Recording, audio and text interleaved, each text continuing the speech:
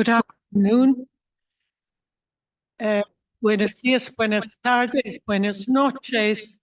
Welcome, no matter where you are, and thank you for joining us this afternoon in Rome. We are delighted to welcome the members of the LCWR, the Leadership Conference of Women Religious, who have joined us this afternoon to share with us something about religious life and developments within consecrated life in the United States. They come each year to Rome to meet with various Vatican dicasteries, and they always visit us here at UISG to share developments that are happening in the United States. And I think this is part of the function of the International Union of Superiors General, to be a meeting point at the crossroads of the world, where we can listen to one another and learn from one another, particularly in this challenging time in our world and in this time of opportunity within the church itself. So we will begin with a short prayer and reflection, and then each of the members will introduce themselves and will present what you have seen in the agenda. And at the end, there'll be time for questions, both in the room, but more especially for those of you who are online. You can put your questions towards the end in the chat, and we will put them to the panel here. So let us begin with some time of prayer. Well, as Pat said, good morning, good afternoon, good evening, wherever you might be. We are delighted to be here, and what a wonderful prayer to start with, naming our reality as consecrated women. As Pat said, we'll introduce ourselves, and then we have some talking points prepared to give you a bit of an overview of the work of the LCWR. And then we'll dive a little bit more deeply into one of our current projects on discerning the emerging future. So I'll begin by introducing myself. I am Maureen Gary. I'm a Dominican sister from Grand Rapids, Michigan, and I serve currently on my own leadership team in Grand Rapids. And I also serve as the president of LCWR, and just could not be happier to be here with our UISG friends in person and so many online. Thank you for the invitation, Pat.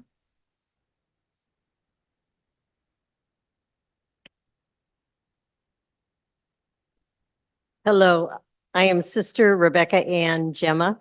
I also am a Dominican sister, but from Springfield, Illinois, which is about 3 hours from Chicago. So when you hear Chicago, that's where I'm from. It is a real pleasure to be with you. I am the past president of LCWR, and I also serve as Prioress General of our congregation. It is good to be with you. And I am Sister Sue Ernster. I am a Franciscan sister of Perpetual Adoration in La Crosse, Wisconsin. And I serve as the president of my congregation, and I'm currently serving as president-elect of LCWR. And it is a real true pleasure to be with you. Hello, everyone. I am Sister Carol Zinn. I'm a sister of St. Joseph from Philadelphia, Pennsylvania, and I'm currently serving as the executive director of the Leadership Conference of Women Religious. And it is a real privilege for LCWR to always be here at UISG. We feel like Sister Pat Murray is one of our sisters, and all of the UISG sisters are part of us, and we are part of you. So we're really delighted to be here. Thank you. As Sister Pat said when she welcomed us, we come each year to Rome, and I'm sure that you know that conferences like UISG and LCWR are accountable to the dicastery for consecrated institutes of consecrated life and societies of apostolic life. And in that role, we have to send a report in terms of accountability, to send a report each year of the activities of the conference. For decades now, LCWR has chosen to come in person each year. So we come here really as part of our accountability to the Vatican Dicastery for Consecrated Life. Many times we come with the men's religious community of the United States, the Conference of Major Superiors of Men. This year, there was a little conflict with their schedule. So we are here alone, but we are having a good time. But regardless, we would come here by ourselves only. So we're here. I mean, it's wonderful to be here, and it's wonderful food and wonderful gelato and so forth. And we are actually here on business, if you will, in terms of accountability. So we're here all this week. We have 12 appointments this week with the various offices at the Vatican, just for example. And as I read these, you might consider, why would consecrated women religious want to visit these particular dicasteries?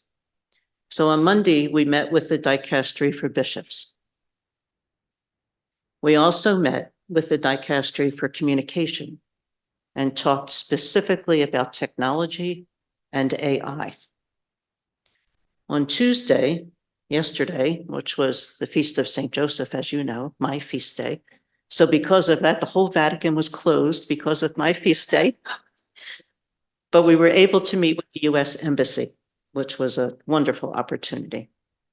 This morning, we met with the dicastery for the doctrine of faith. And again, just keep in mind, why might Catholic sisters be having conversations with those various dicasteries? Later on this morning, we had a meeting with the Secretary of State. At lunchtime today at 12 noon, we met with the dicastery for Institutes of Consecrated Life and Societies of Apostolic Life. And we are here this afternoon, obviously. Tomorrow, we will meet with the dicastery for New Evangelization, the dicastery for Culture and Education, the dicastery for the Secretary of the Synod. And on Friday, our last meeting will be the dicastery for Integral Human Development. So as you think about all those topics, they all interact with our life as consecrated women religious and the various ministries that many of our sisters serve as they serve the people of God. So just a little, I hope that's helpful as to what do we do when we're here? Why do we come every year? And who do we see when we are here? Thank you. I'd like to give you just an overview again of LCWR, the Leadership Conference of Women Religious. We serve about 290 congregations in the United States. About 45% are international, but their mother houses or their central houses are mainly in the United States. And we really do try our best to serve the leadership of each of these congregations. We are a member organization, meaning you do not have to belong. And so what we recognize more and more as time has gone forward is to listen to the needs of our leaders and then respond in such a way that we can be of service to our leaders so they can be of service to their members. So again, we've been together almost 70 years, and we continue to recognize the evolution of religious life in the United States and how to best serve our leaders. As Rebecca shared, we serve the leaders, and as leaders in the United States, we're recognizing the more diversity that we have among our members. We've also become extremely aware, thank you, that I was speaking too quickly.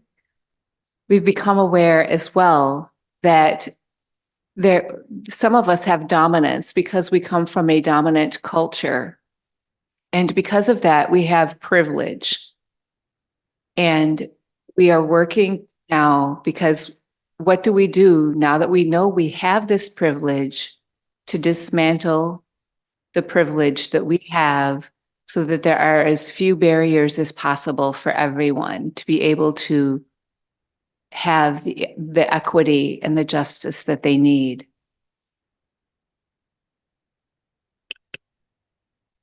Connected to that work, we're trying to examine our own whiteness is really what the task is in response to the incredible sin of racism that is very alive in many places, but certainly very alive in the United States and in the church. One of the things that we have joyfully participated in is the Synod. And as you well know, it was one of the places where women religious especially really gave voice to issues like racism, to issues like all the kinds of people that do not feel welcome in the church for a variety of reasons, the role of women in the church. And so our participation in the Synod for the first session was very engaged. Many of our members engaged their own sisters, not only encouraging them to participate in parishes wherever they lived and served, but the congregations also gathered their members, their associates, their employees, any of their partners in ministry, some of the faculties from their sponsored schools. So our members, not only the leaders, but the sisters in the communities were very, very engaged in this Synod. We are also equally engaged in this next phase. LCWR will host two listening sessions just for our members to listen to their response from the perspective of leadership and governance, especially around some of the proposals around structural change that were proposed from the first session. So we've been very engaged in this Synod. And I don't want to take this opportunity in the name of LCWR to thank you, Pat, for the incredible role that you served really in the writing committee, as well as helping to have so many sisters in that room. And Maria Simperman, thank you so much in the name of your US LCWR sisters for your incredible service and presence in the Synod. One of the other pieces that's going on in the church in the United States besides the Synod is the United States bishops established a Eucharistic revival. It was a 3-year program to really lift up the real presence of Jesus Christ in the Eucharist. There were some studies done in the United States, and high percentage of people were wondering about the real presence and so forth. And so the bishops in the United States, their response to that was to really lift up the importance of the real presence of Jesus Christ in the Eucharist. As a conference, we have been engaged in that at the diocesan level, and there will be a Eucharistic Congress in July in 2024. The expectation is about 85,000 people will come from across the country. So LCWR will be there, present as consecrated women religious in the life of the church.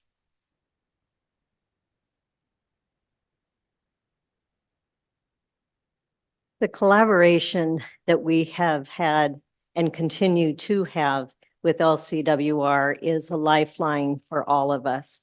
And UISG has been an incredible mentor, witness, partner in many respects, because it has helped our leaders have a wider view of religious life throughout the world. And again, we can get caught in our own place and time. And what a gift it has been to have numerous webinars, even the Synod opportunities to be together, etc.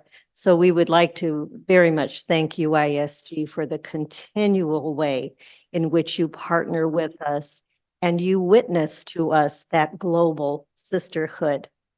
We are also very engaged with the the Conference of Major Superiors of Men and the Conference of Major Superiors of Women. We do try to meet as presidency and executive directors once or twice a year. And it's a very good relationship. And we come together to speak of religious life and how we are a part of something that is evolving through this time. What has been wonderful, and as we have worked more with our spirit call, within a call, which is the engagement of our anti-racism work, we have also recognized very, very clearly what a white organization we are. And by that, and again, we've spoke of our privilege, our superiority, et cetera. And what we know and we have seen and we are so grateful for is every year that we come to assembly, we have more and more women of color and more sisters of color. And again, we don't want that as a token. We want that as fullness of mutuality and interculturality. And yet it's not enough just to invite. And so what we have been able to work with and work through are the skills and the understanding of the interculturality. And that is really very much a high point, not only for leadership, but then helping our members bring it to their membership as well. To that end, then, we recognize that we needed more presence and voice and experience and life from women of color. And we did not necessarily have that within our governing boards and among our committees. And so we have partnered beautifully with the National Black Sisters Conference in the United States and ALMA, which is the Association of Latin American Missionaries in the United States, and a number of their members. That's not just a leadership organization, but again, bringing members from other countries who are serving in the United States or those who are serving with Latina communities within the United States. It is critical to have them not only on our governing board, but also in our committees for that different worldview. And so the collaboration we are so grateful for is being at a larger table. And we recognize that must continue as we see our global sisterhood increasing. While we recognize the global sisterhood and all of the collaboration that we are engaged in, we also are very aware, especially in the United States, of the polarization on the political realm and in the ecclesial realm as well. And so one of the initiatives that we've been participating in and will continue to engage our members in through the election is called Transforming Grace. And it is related to transformative justice. And it's how do we collectively discern what is ours to do at this time? And it's how are we united to take responsibility for the personal and collective wisdom that we are about, and that the responses we can make during these challenging times.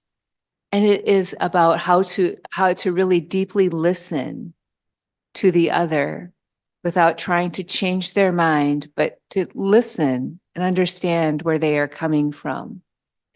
So we see this as part of our engagement in our diversity and our collaboration so that we can widen both.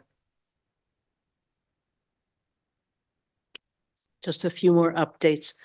This is when we're not in Rome, this is what we're doing back home, these kinds of things. A very serious topic that I know we share with our sisters and our brothers around the world in the church is the responsibility for safeguarding, protection of minors and vulnerable adults. LCWR provides guidelines for processes so that our leaders have in place what they need should an allegation, come to one of the leaders of a congregation. Things like make sure that you have your available resources for review boards, attorneys, make sure you report the allegation to the authorities, like those kinds of things that you would hope that we would know that we should have that, but has not always been the case. So LCWR takes seriously the responsibility to say to our members at the new leader workshop every year and at the annual assembly in August, we have a session just for new members. And in both those venues, we say to them, please make sure that you have solid, very valid policies for safeguarding. And, we've only picked out a few highlights, but we don't want to go on forever about this. We, as the presidency and part of a national board, are so proud of Carol and our national office who carry out so many initiatives. We're highlighting a few. If other questions occur to you, please feel free to ask. But one other initiative I want to mention before kind of get into the bulk of our presentation is our work with LGBTQI plus persons.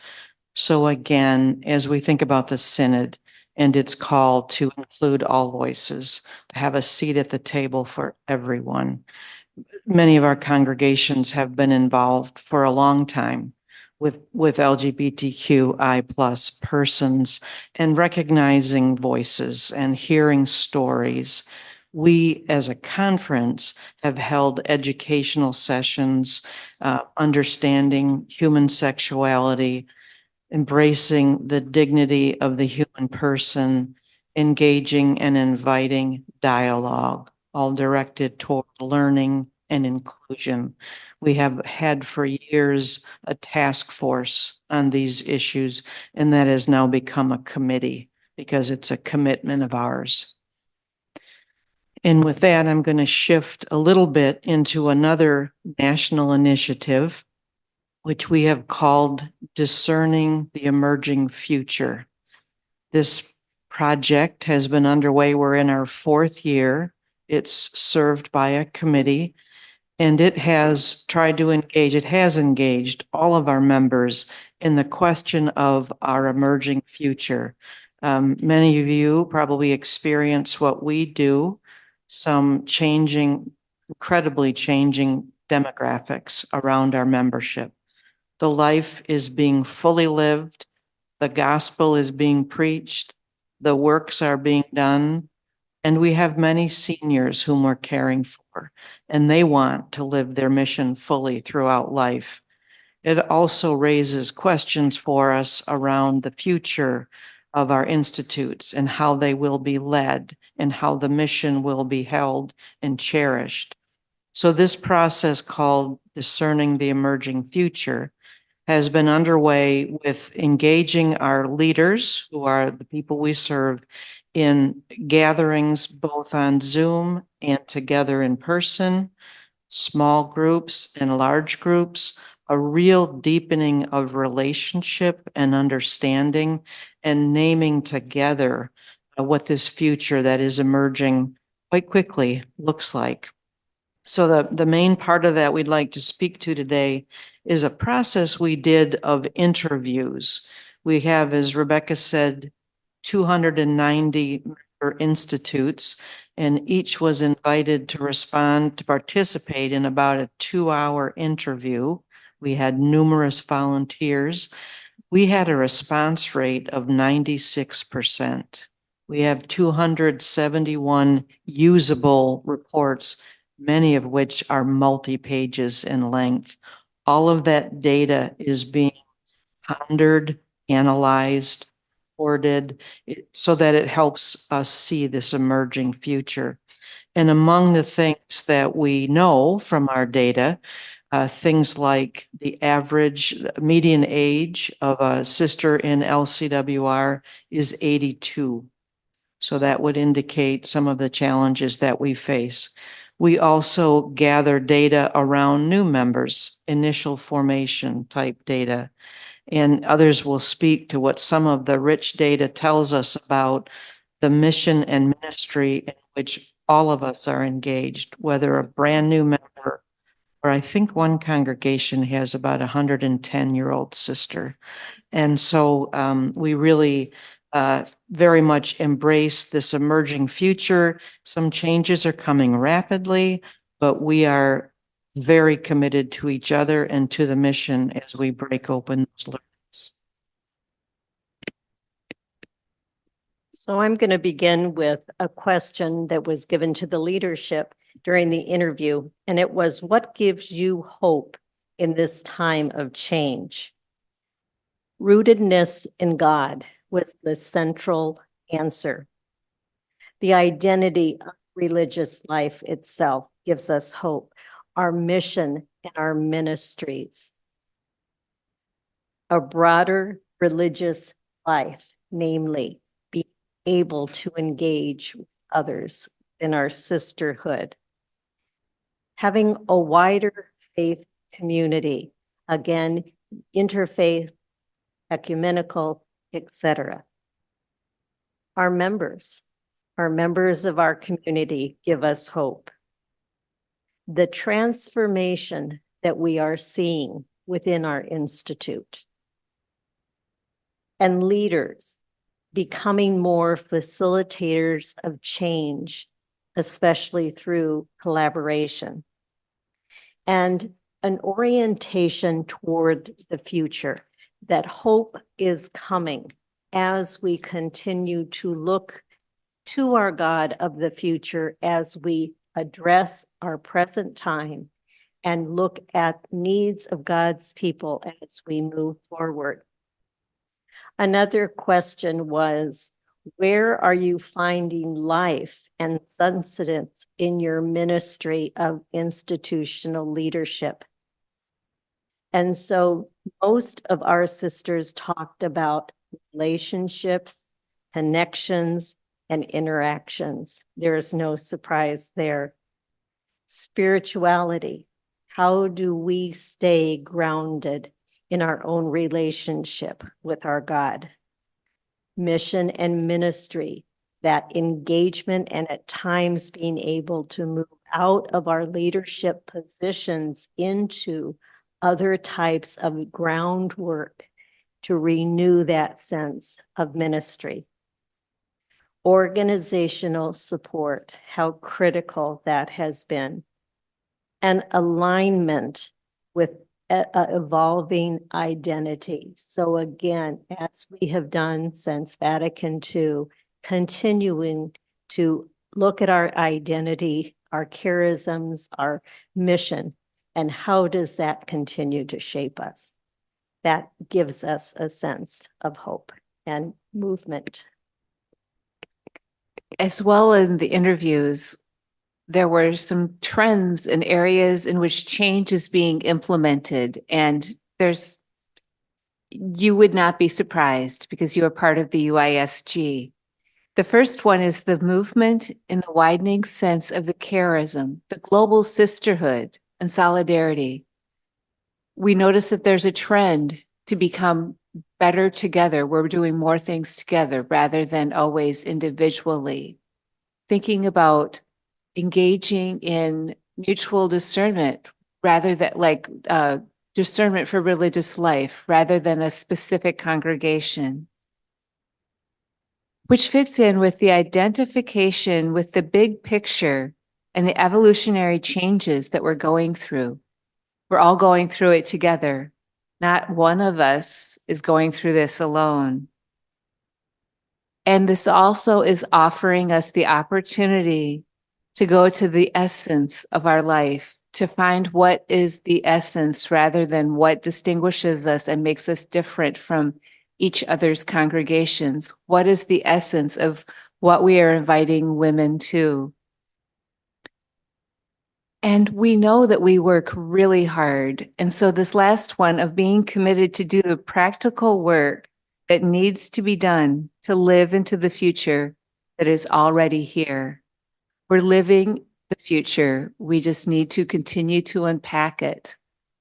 And as we were, noticing these trends, these findings suggest that relationships are very critical and much more important.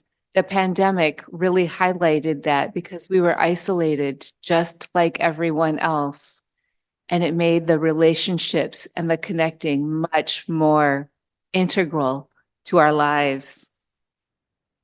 We are dealing with losses than more than just our friends. There's so many losses on the different layers, and How do we do that? How do we do that together? How do we hold each other's grief? An expanded sense of community. We no longer identify with only our institute, our charism, but how do we work together across charisms to be part of the global sisterhood? And as we know that we can no longer do this alone and with our other sisters, how do we engage the laity at a more intentional level so that we can be involved in the mission and ministry more so than the administration?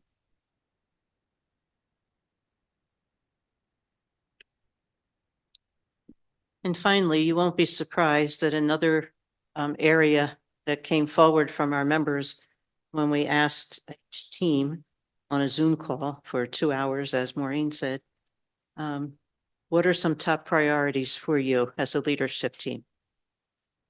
If we had time, I would just ask you, what do you think they said? Because I bet you know what they're going to say. The concrete responsibilities. Care of the members, first and foremost. Care of the property, of the buildings, the land, the ministries, the sponsored ministries. Addressing the needs of the members, from the youngest member to the oldest member. How do the leaders nurture the vocation of every single member at every stage of her life? The spiritual animation of the Institute. How to keep alive, literally, the spirit of the Institute. Even when everything in the Institute is changing dramatically, how can leaders keep alive the animation of the Institute? The evolution of religious life. Many of the leaders in LCWR are realizing that we're simply living in a historical moment. Two things about that. In the United States, and in other countries perhaps, but in the United States, there was a time about 60 or 70 years ago where, I'll talk about my congregation, when I entered, 50 of us entered on the same day, 50 on the same day. And we were told we were a small group because 2 years before that, 91 entered on the same day. And 3 years before that, 110 entered on the same day. So in 5 years, just my congregation went from receiving 110 to 50. And I am in the community 55 years. I'm pretty typical for an LCWR community. We have many of our members who 50 and 60 years ago had many, many, many young women joining. And I think many of us thought that would continue. Well, for a whole lot of reasons, another conversation, that has not continued. But we have mother houses, we have formation houses, we have ministries that were built for those big numbers. So part of what our leaders are trying to hold is how to lovingly divest of what is no longer needed for the mission and still hold on to this life that we love and keep it alive, whether you are 25 or 95 years old. So the evolution of religious life, we are living in a moment that happens, some people say, every 300 to 400 years in the life of the church. Another cycle of an expression of consecrated life. We are coming to the end of one picture of it, and something else is emerging. Our leaders are holding both of those pictures. There's two other pieces that were top priorities. Partnership with the laity. How to work not just in collaboration where they help us, but how are we really partners so that we walk together in living out the gospel. And then the last piece that is a top priority for many of our members is the language of completion or fulfillment. In other words, when the particular historical institute comes to its historical end. Now, that has a very sad feeling to it, even as you say it out loud. Many of our leaders are coming to realize that as soon as you say history, you're talking about a beginning, middle, and an end. Nothing lasts forever. But that's a top priority for many of our members as they look to their capacity to have a chapter and have sisters to be delegates who can attend to the chapter. And then the other obvious issue is a capacity for electing leadership. And we know we're not the only country experiencing that, but we are experiencing it in a very huge way by way of numbers. I'm not sure that there are other numbers like LCWR has, at least now. So those are some of the highlights from these interviews that we did. Probably this time last year, actually, we were doing the interviews. So it took us about 6 months to do the interviews and about 4 or 5 months to do the analysis. It will eventually be a publication. Certainly UISG will receive a copy of it. The bishops will receive, because this is just not our story. We're very clear. This is just not our story. It is our story. Something is happening in consecrated religious life. Thank you. So those are the items we brought with us, and we're aware there may be some questions from those of you gathered here in the room. There may be some questions online. I believe you're able to put them in the chat function. And we're happy to try to respond, and also happy for you to have a dialogue with each other if that's what emerges. We'll kind of sit tight to see what happens.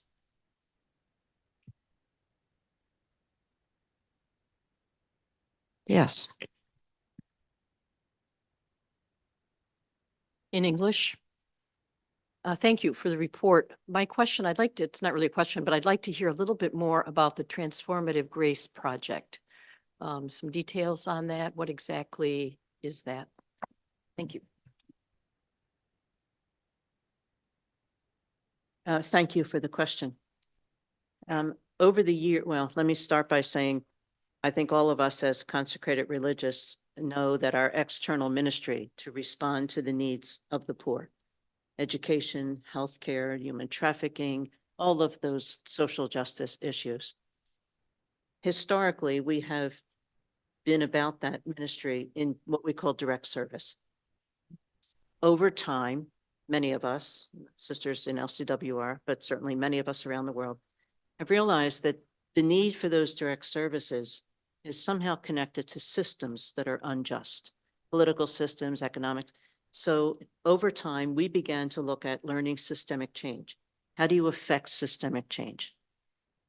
Over time, we in LCWR realized that, at least in our country and probably other countries, that those systems are impacted by the policies that are made by our governments. And so you may be familiar with the organization called Network. It is a Catholic political advocacy organization in the United States, founded by 47 Catholic sisters, and it celebrated its 50th anniversary maybe 2 years ago. Our discernment is that we are in another one of those moments. Yes, direct service. Yes, systemic change. Yes, political advocacy.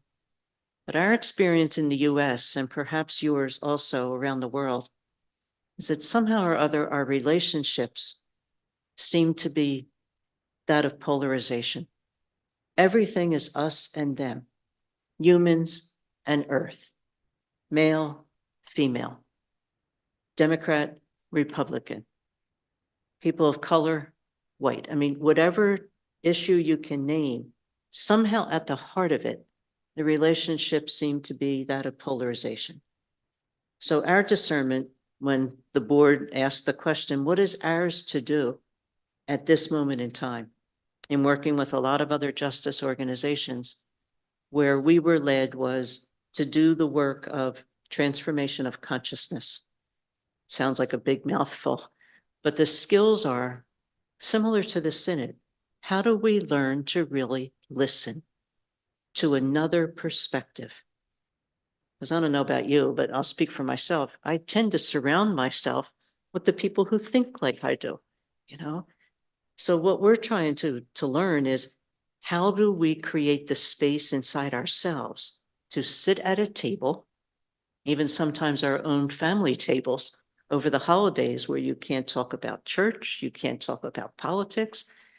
So this commitment, this justice work, is this deeper work of learning how to begin to build relationships that start with the human dignity, rather than starting with the issue. So that's a longer answer. The short answer is, it's a 4-part curriculum. It aligns itself with the church's liturgical year. And it uses, I don't mean use, it has the framework of prayer, contemplative questions, YouTubes that teach those kind of skills of listening, of making judgments, and those kinds of things. So we're about halfway through that first year. Thank you.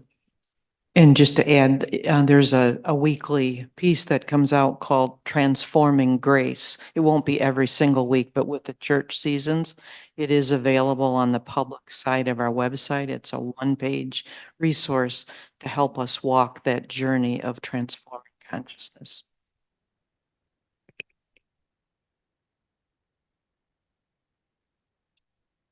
You model something very well in yourselves.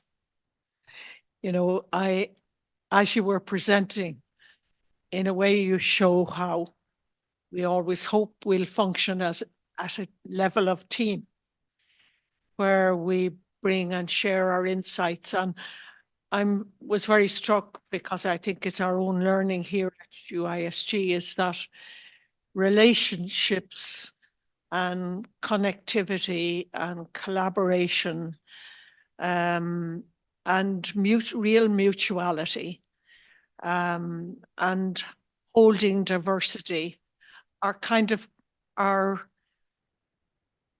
is the way we need to, the skills we need, the change of heart and conversion we need. So one of my thoughts has been, and your program there kind of reminded me, maybe the synodal journey is an opportunity, is how do we have conversations about things that really matter at the level of community life? One of my learnings at the Synod, because I experienced it myself, probably for the first time using the conversation in the Spirit method, was to be able to hold difference and really respect them.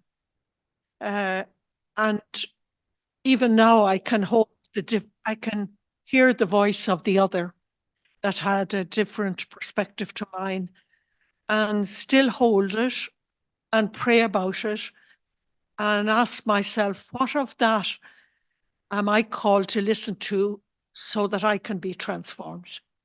It's not an easy thing to do. So, but it was certainly a key learning. You know, when you saw people at the Synod almost in tears because they didn't expect to be listened to, because they felt their perspective would not be heard, it really is challenges us to a new way of being present. For me, the movement is from a much more active religious life to a more contemplative, present relationship, what I think our sisters in Latin America would call the prophetic, mystical aspect of religious life. So it's really only a comment from me, because what you've shared awakens. We're all, as we noted at our last assembly, we're all living with vulnerability of one kind or another. We're all living our sin, whether it's racism or whatever. So just any kind of reaction to that, or? Well, I'd like to refer to the recognition of learning that we've experienced through the synodal process. And that is, in the United States, there was about 50% of our bishops who engaged the synodal process. Now, I share that because it was then the question, what do we do as congregations, as leaders in congregations? What do we do to pick that up? And so many congregations had their own process using the documents, et cetera. And they brought together their associates, their sisters, governing boards, high school students, university students, et cetera. And one of our learnings, even in the hosting, was that just energy that came from being seen and being heard. And that in itself, you mentioned, how do we have meaningful conversations within our congregations? That in itself was enriching for our sisters.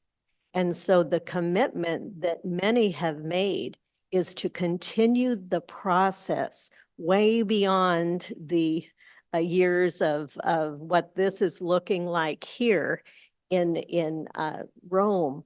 But more importantly, that very process may in fact be a new, maybe not new, but a very intentional way of forming the disciple, different maybe from how we were as educators or how we were earlier on. And so just to say that the more we have experiences and we keep trying something new in a different way or something old in a different way, we're really finding energy within the congregations and among leaders. Pat, I appreciate your comment, and might I add insight. I think as I think about our members and their members, to your point about the more contemplative presence, I think one of the things that we realize, and we're grateful and honored to have been part of building the country in the United States and building the church in the United States. It's no secret. It's in the congressional record in Washington, D.C., that the Catholic sisters helped to build the country in the United States and helped to build the church. We're very humbled and proud of that that was our contribution then. I think what happened unintentionally was many of us thought that religious life, this vocational life, was about the ministry.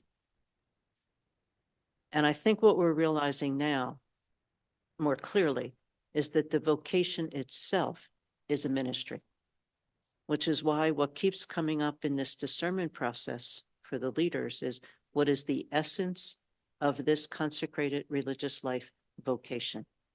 And how do we be disciplined enough to not be worker bees or instrumentalized, even for good reasons, like how to just be, no, I'm not saying that we don't do that, but how to be really careful that something about this life, and we're beginning to realize it's the contemplative nature of this life, even though we are active, that seems to be coming up more and more with much more clarity. The other piece I would offer is that many of the newer members in the United States, what they say to us is their attraction to the life is not the ministry. Many of them have done justice ministries, volunteer services, they've done that. What attracts them is the prayer life that is personal and communal, the deep spirituality, and the community life. And so it's a real reminder. I think what's happening to us through this moment of vulnerability, we are remembering the core of this life at a time when perhaps, at least our country and possibly the world, probably needs the core more than they ever did before. Sister Nirmalini is online. Good evening, and thank you, LCWR, for being sisters to me. Thank you for the points that you highlighted. They're very deep and touched me very much. One of the points you highlighted was, Sister Carol mentioned about safeguarding of minors. The question I'm often faced here in India is, yes, we are doing a lot and we talk about safeguarding, but what about putting a system in place for the sisters? Is there a curriculum or a course which you have so that we can learn from you and initiate it from formation itself? Thank you.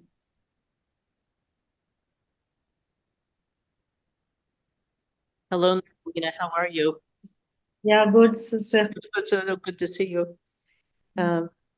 Yes, very, very, very important question. What we can share with you is that when we meet each year with the Bishops' Conference, there's a Commission on Religious Life and Ministry, and we are members of that commission, along with several bishops.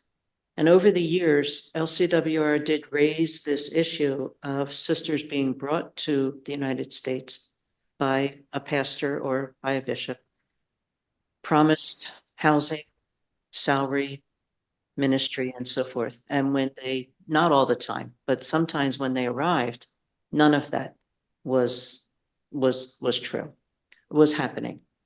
So we kept bringing that forward, Normalina, in that conversation with the bishops and the 3 conferences of religious. So it wasn't just LCWR. Where that led was actually a revision of the pastoral guidelines for religious workers that the bishops took very seriously and presented to the State Department of the United States. So that's one piece. I think telling the truth, bringing forward the reality, I think is a valid point. The second piece is that when we come here each year, one of the dicasteries we visit is the dicastery for bishops. And depending on what the experience has been from year to year, we may have a situation that we will bring forward at that dicastery and say, this is our reality. We want to share it with you. We don't want you to fix it. We're not blaming. We are telling you this is our truth. So there might be a long way of saying that what we're finding is the more we can stand in our own integrity and tell the story from our experience. That's one piece. And secondly, to find the right places to tell the story. So I don't know if that is a helpful answer or not, Narlina. The other piece to that I would like to mention is mentioned in our regions. LCWR is both national, that we have 15 regions.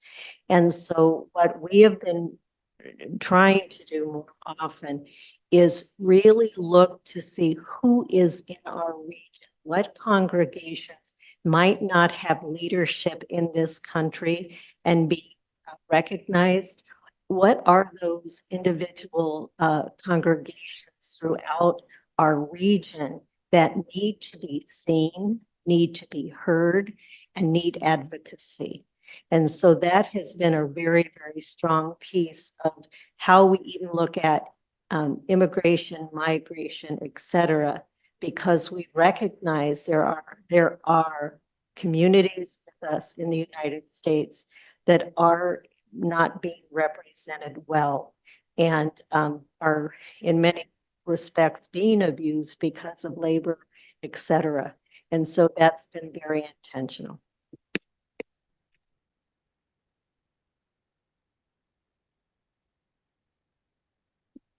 Thank you. You mentioned something that I'm interested in. You said that one of the things that you're trying to do is dismantle privilege. I would like to know your approach in doing that. What's the concrete skills that you're using to do that? And I also want to join with Sister Pat and compliment you for the witness of neutrality and interconnectedness that I see as you deliver. You know, there's a lot of parity. So I want to thank you for that. But I'm interested in hearing how you dismantle privilege. I'm thinking especially of clericalism as a major privilege. Thank you for that question, and I think we may have multiple perspectives and input here, but I think part of it is continually asking ourselves the question, who's here, who's not here, whose voice is here, whose voice is sort of at the table, but not really here because it's not welcome. So I think it's a continual reminder around, hopefully a round table, not a table in a line always, or a table where there's a head. And we ask ourselves the question, what is the process here? And what is the naming of who comes with what? I guess I'll use the word standing or power. And always question that. So where did that statement come from? And I offer my different opinion about that. So I completely agree with you. It's not something we exactly have a fix for, other than internal recognition. I need to be aware. I need to check my actions, not only if I come as a person with some dominance because I'm white, but if I'm a person who comes with some lack of power and privilege and call the system that is excluding me. That doesn't directly address clericalism, but I think it's a bit of the not settling for the patterns we've inherited or we fall into. When we began intentionally the spirit call within a call, that's been about 3 years ago. And we recognize it will be on infinitum because racism and white supremacy is part of our DNA, and we recognize that.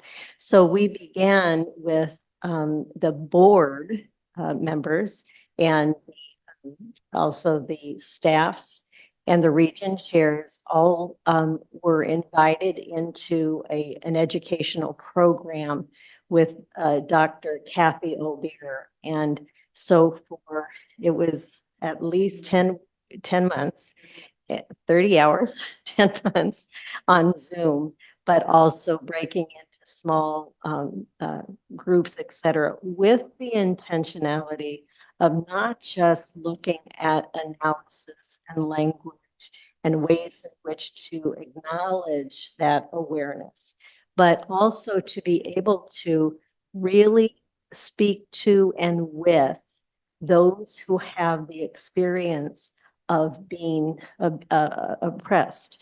And so one of the things that we recognized was we cannot do this alone. So you asked, what are some of the skills or what are some of the ways?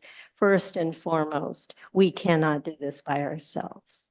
So we know that we need to bring into a collective the wisdom, the life experience, the pain, the suffering of those who have been oppressed, and sit in our being uncomfortable, sit in our questions, sit in our microaggressions in which we make statements that we think are benign, and they're not.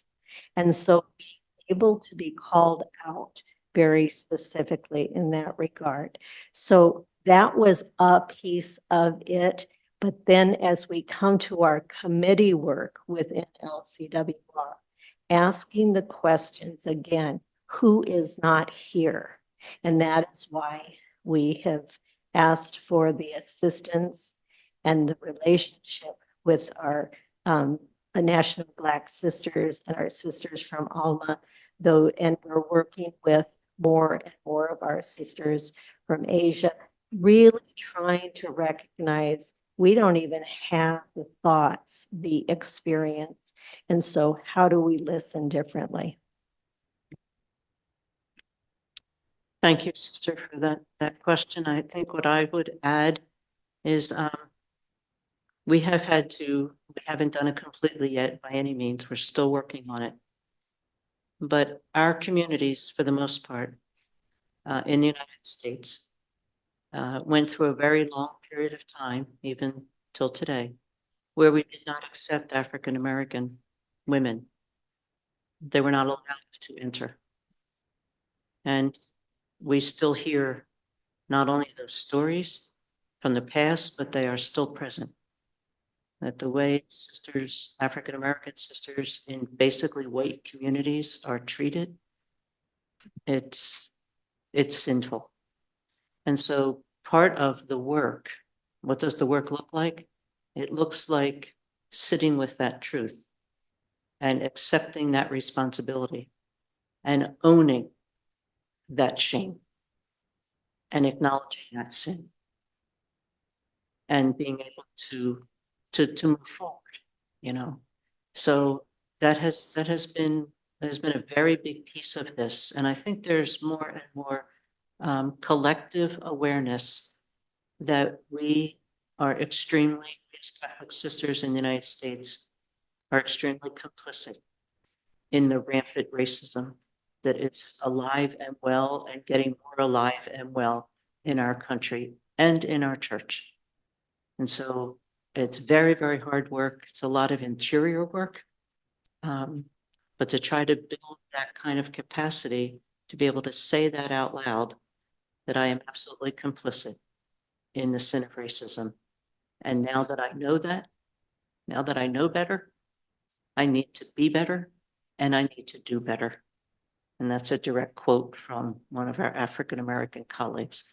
When you know better, you need to be better and do better. Sister online, Denise, see.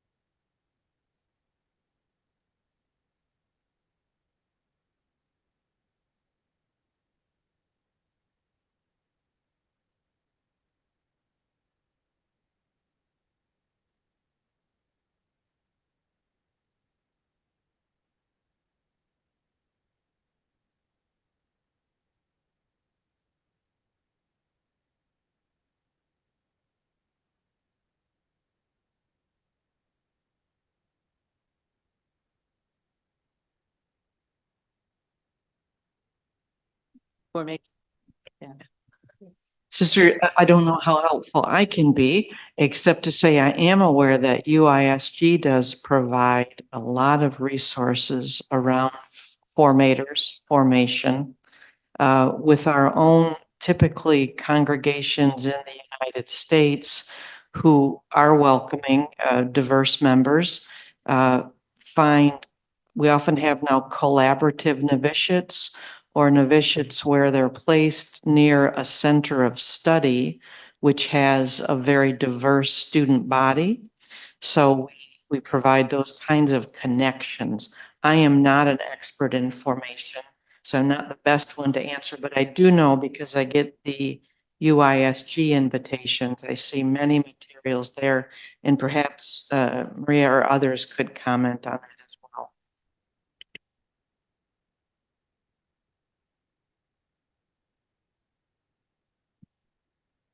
I'd like to appreciate you from LCWR for what you have shared. It's really mind-blowing for me to imagine about 290 communities and what you are doing in the United States, all what I've listened to this afternoon.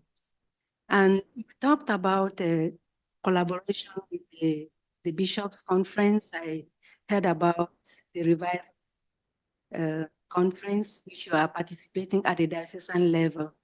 And also the fact that you try to partner with them, look into the issue of religious communities that are there and which don't have any standing or which are not yet recognized and all that. I'm interested to know whether there are other initiatives that you are envisaging to work together with the bishops, because now we are talking of synodality. And when I reflect on synodality now, my mind is saying we are experiencing the Third Vatican Council. Are there initiatives that you envisage that you can continue this collaboration with the bishops so that this synodality can actually take a greater effect, knowing that Catholic sisters in the United States have helped to build the country and even to build the church? Sister, I didn't know you were going to ask that question today when I was praying this morning. But when I saw the gospel verse today, blessed are they who have kept the word with a generous heart and yield a harvest through perseverance. I think the commitment on the part of Catholic sisters in the United States, the LCWR sisters in the United States, and our brothers, consecrated men, the commitment to the synodal process is in our life. Religious life is synodal. I mean, I'm not saying we do it perfectly, but it is synodal. And so I think the perseverance is probably my one word answer. We are committed to the vision of a Vatican II church, not just to this current experience of synod, but going all the way back to the vision of a Vatican II church. So we are certainly committed to this ongoing synodal process. LCWR was one of 4 organizations in the United States that was invited to create a curriculum for formation of leaders in a synodal way, how to lead in a synodal way. So we feel like that, and we're going to offer it to the second session of the synod as a resource, you know. So we feel like we are trying to find as many spaces as we can to have conversations that honor everyone in the room. This may be very simplistic, but I think if we could start there, that in every conversation, everyone in the room feels like they belong. And we have many, I personally, as executive director, I have several opportunities to be in some meetings, you know, with some of our bishops, not all of them. And so I can say there is a very significant interest and desire on the part of many of our bishops to have that kind of collegiality and synodality. So it's encouraging, and we will have to keep persevering.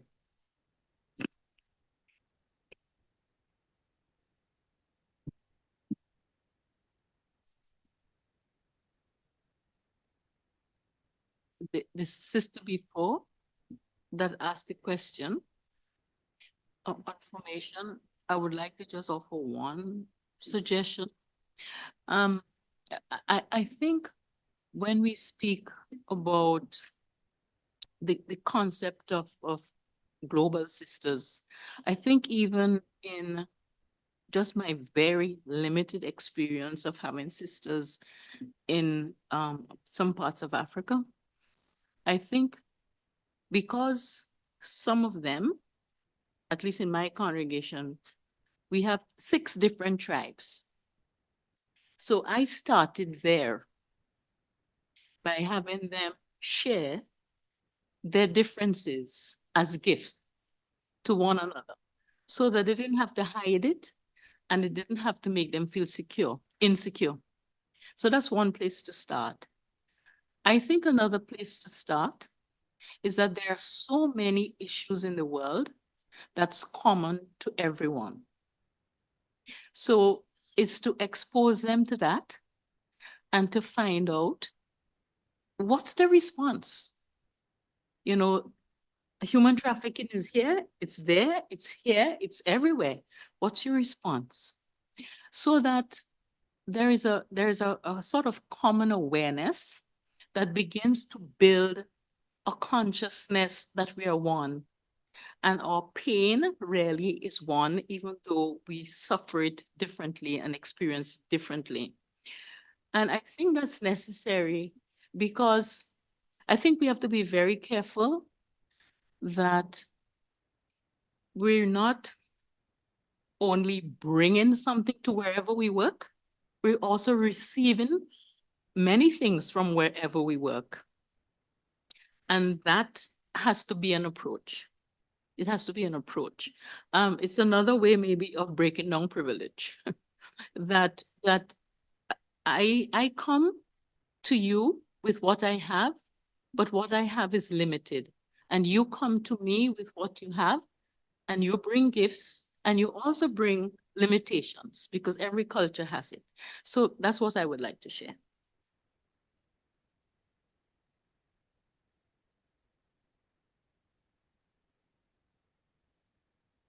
I just, as your sister also here, am grateful for you and for your witness of year after year coming to invite conversation with the global church and also with your global sisters here. Just a comment, a begging, I guess, and then a question, a follow-up question. You know, thank you for your work on the synod process. I just keep hearing everywhere in the world, sisters, well, I'm hearing from our brothers and sisters in the church, the large church, saying, we really want to hear right now, especially from religious, what is your experience of how you have done governance authority, how you have built participation, how you're trying to work at building community. And again, no one's asking for it to be perfect. The synod was messy as well, and yet so graced. So, you know, all the ways that even the document toward October 2024 said, you know, please go to your parishes and say, how can we help? Not what are you doing, but how can we assist? How can we participate? Women Religious took Vatican II and ran with it and brought it in everything we did. And I think, you know, that's at any age we can bring this. So I just want to thank you and, you know, beg the US and other communities around the world. I know South Africa is here as well online and India. So however we can do that, please to encourage, because it's not even just about filling out a form, but it's about, you know, how to do this in a parish, how to have conversation in the spirit. So, but I'm too very interested in that whole global sisterhood, because it's been in the air for a while. And now our sisters are saying, what does this look like and what might it? And, you know, that would be even a wonderful conversation to have globally and regionally. What were you hearing as you were having your listening sessions? Any sparks of what this global sisterhood ideas, what did it look like, or what ideas were there anything, was there anything that emerged as partnerships, connections, relationships, or ways it might be, or is it an invitation to the rest of the world to have a conversation? Thank you, and thank you for your witness. Thanks, Maria. I think I could offer, just let me say that those of us that did the interviews, there were about 30 of us, and we had a training, a formation time, you know, for doing the interviews. And many of the sisters who did the interviews, most of them were not serving in leadership because they have other work, you know, to do. So although some of the sisters here did do some interviews, I did 25 of the interviews. So I just have that little snippet of the 270. But I would say, in looking at the data across the board, I think when our members talk about global sisterhood, they're very much informed by their experience. And I would have to say, Pat, their experience at UISG and with UISG.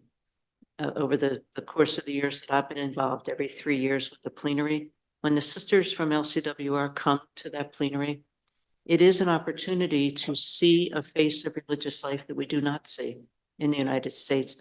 I imagine that's true for others who come, because we only see from where we stand, you know, so I think that's one piece.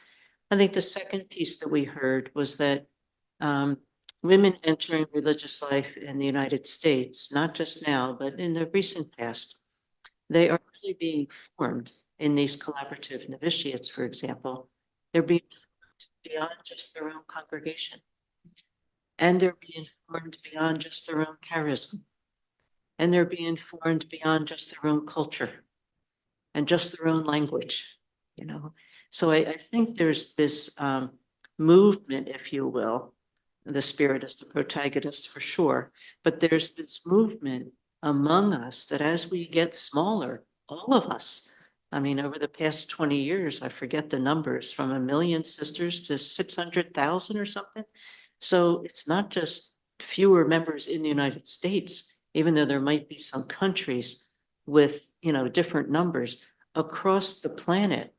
There are fewer women in this walk of life. So is there a gift in that smallness? That's the other thing that we hear. Are we getting small enough now? And with technology, is the world close enough now that we really can, in fact, be one? So those are some of the things that I heard. What does it look like for, you know, for senior sisters in a mother house in Grand Rapids, Michigan? I don't know that we've gone that far, although what I do know is the excitement that even the language of global sisterhood brings to everyone. It touches something. So, you know how they say you have a dream first and then you have to grow into it? I think we have a dream planted by God. We've got some language, and for now it sounds like global sisterhood, but you can feel the movement towards something without it not actually having a picture yet. I don't know if that helps. I'm going to bring us to a close because you've been very generous with your time. But we're going to do it in a collective way. So I'm going to ask Marianne to start at that side. What do you want to give thanks for? And in doing that, each of you may have an opportunity, maybe a word, just to say thank you in your own language or whatever. So that we express even who we are here in the room, and we invite our sisters online to write their word in the chat, and somebody, we can see if we can read some of them.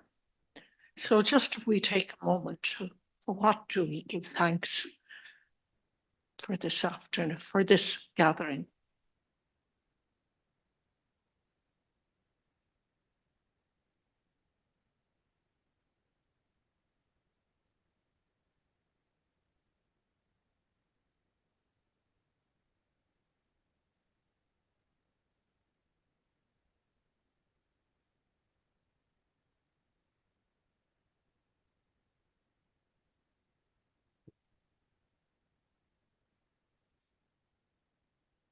I am grateful for global sisterhood.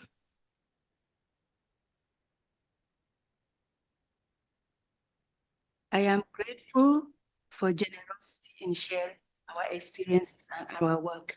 In my language, in Cameroon, we say, very, very. Thank you very much.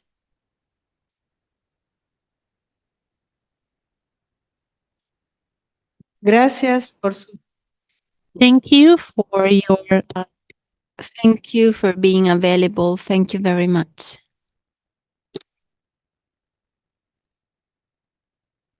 I'm grateful for the enlightenment that I received. That is, when we try something old and new energy emerges. So thank you very much. We truly are sisters. And also I'd like to thank you for the resources that you have provided in your website. And during pandemic time, it was really very useful, as well as the what you have mentioned, the reflection on transforming grace project. It's very meaningful. So thank you very much for all the resources that you have provided. Thank you. Thank you for what you have shared with us this evening. And I'm grateful for the courage that we have as religious women and standing up to speak the truth. Thank you. Thank you, sisters. For me, this is like a little experience of the synodality and what could happen. I sensed not only that you are willing to dialogue, but also talk about things that make you vulnerable, things that make us vulnerable. And I think this is beautiful. And I think the theme of global sisterhood excites me. I don't want to say too much, but I really would like to have more conversation about that.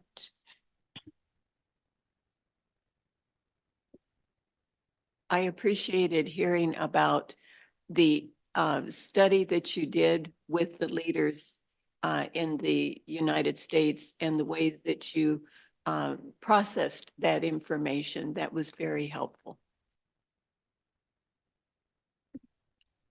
I'm deeply grateful for everyone here, for yourself and those online, because to me, it speaks very loudly of the fidelity of religious life, the fidelity of all of us. And that gives me lots of energy and hope. Thank you.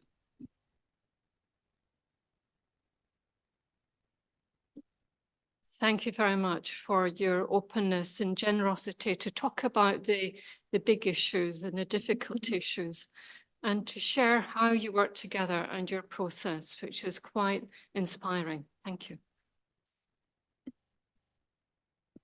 I'm very grateful for your courage and energy in undertaking all those projects.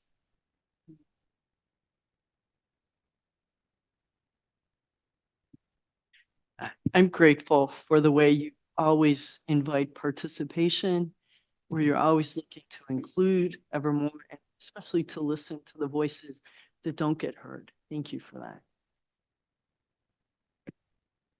Yeah, I'm also grateful really for this sharing, what you bring us to us, and it's very enlightening for this global sisterhood. I'm very grateful for your presence. Of course, this really saying that we cannot do it alone. We do it together. So thank you for your presence. Thank you.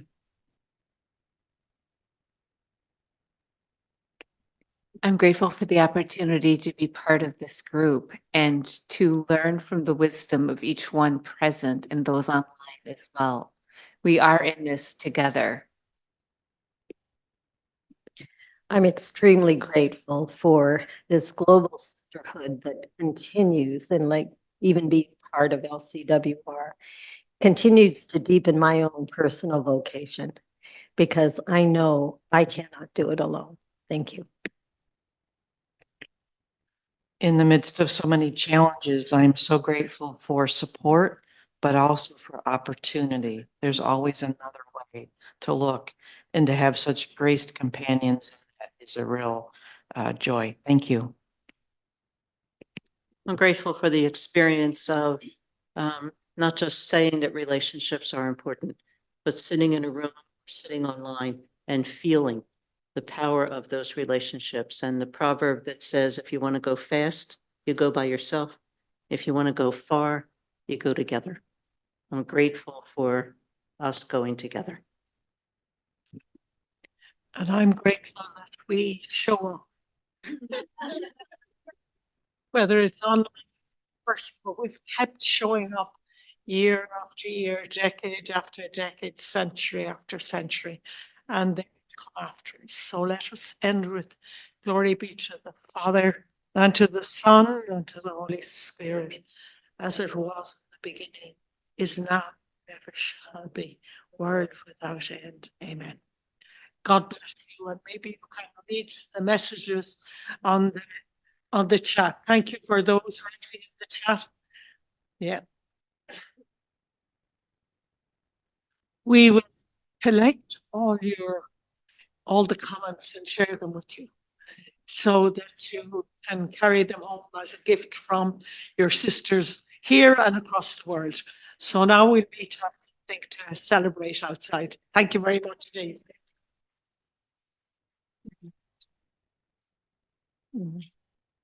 Thank you to the translators who have made this global session possible, and to the technical people, Florence, and also to Therese and Gianluca.